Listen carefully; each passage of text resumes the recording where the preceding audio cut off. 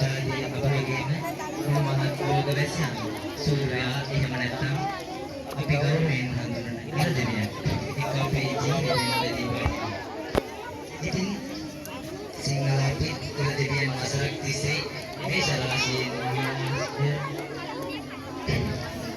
ගමන් කිරීම සිදුවෙන පබත්මාසේ අවුරුනාමින් උත්සවයක් පැවැත්වෙනවා. බක්මාසි කියන්නේම භාග්‍යවන්ත මාසය.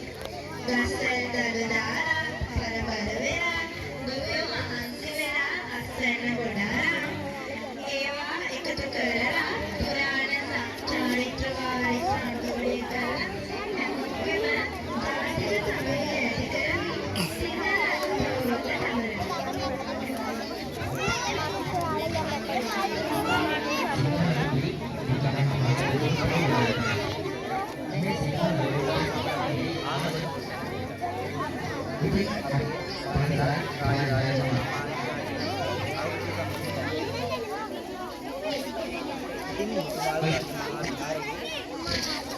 ශ්‍රී සෝමානන්ද දහම් පාසලේ අපි ඒ සංස්කෘතික මංගල්‍ය සිහි කරමින් අවුරුදු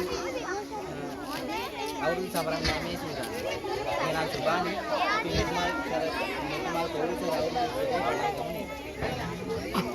ඒකනේ තමයි කියන්නේ අපේ ශ්‍රී සෝමානන්දේ කෝල කෝලියන් හරිම ලස්සනයි. අතකොට එනම් අපි සූදානම් වෙලා ඉන්නේ මුතුමත් කොටසල ආරම්භ කරන්න. කොටසල ආරම්භයත් එක්කම මොකද තමයි අපි කරන්නේ? මයික් එක මාරු කරගත්තා නම් හරි. ස්වරණි අලුත් අවුරුදු දායකයෙක් කරන රෝමහලක් කියනවා. මට නම් මතක වෙන්නේ ඉදිරියේ. අලුත් අවුරුදු දායකයෙක් කරන ශ්‍රී සෝමානන්ද ධම්මපාසලේ අපි මේ සූදානම් වෙන්නේ කිරි උතුරට. අපේ පැරණි මුතුන් මිත්තන්ගේ කාලේ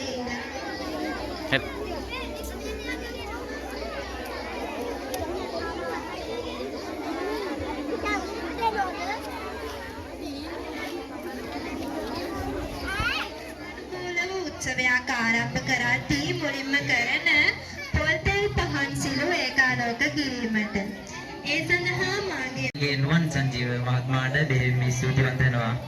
සුභානි අතීතයේ ඉඳලම සූර්ය අධිපති ලෙස සැලකෙනවා. සූර්යයා නිසානේ අපි මේ හැම දවසකම ආරම්භ කරන්නේ. ඉතින් සූර්යයාගේ ආකර්ෂණීය ශක්තිය අපට මහත් විදියට දැනෙනවා. ඉතින් අපි මේ සිංහල අවුරුද්ද සමරන්නේ සූර්ය නිසානේ. හැම දෙයකටම කලින් සූර්ය දීප රාජනාව වන්දනා කරලා මේ උත්සවය පටන් ගන්න එක තමයි හොඳම. ඉතින් අපි සූර්ය වන්දනා නමස්කාරය සමග